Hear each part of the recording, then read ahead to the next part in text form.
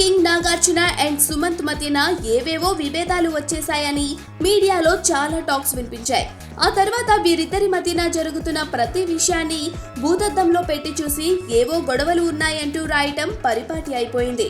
ఆ మధ్యన ఒక అక్కినేని ఆడియో ఈవెంట్ కు కుటుంబీకులు అందరూ వచ్చినా కూడా సుమంత్ రాకపోవడంతో అబ్బే సుమంత్ కు కోపం తగ్గలేదు అని రూమర్లు బయలుదేరాయి. బంజారా హిల్స్ లోని ఒక ప్రాపర్టీ దివంగత అక్కినేని సుమంత్ కు ఇచ్చారని ఇతర అక్కినేని కుటుంబీకులు ఫీల్ అయ్యారంటూ ఇంకొన్ని గాసిపులు పుట్టుకొచ్చాయి.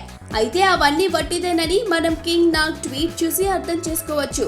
త్వరలోనే సుమంత్ నరుడా డోనరుడా అంటూ వస్తున్నాడు. ఫస్ట్ లుక్ చాలా ఇంట్రెస్టింగ్ గా ఉంది. సుమంత్ ఏం డొనేట్ చేస్తున్నాడో అని నేను కూడా ఎదురు చూస్తున్నా అంటూ ఆయన Sumanth cinema first look release చేశాడు.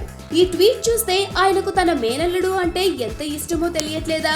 ఇప్పటికే చిన్నమామ తన సినిమా ఫస్ట్ లుక్ రిలీజ్ చేస్తాడని సుమంత్ ఆల్రెడీ ప్రకటించేశాడు కాబట్టి అతనికి కూడా నాగంటే ఎంత ప్రేమ అనే విషయం చెప్పకనే చెబుతున్నాడు.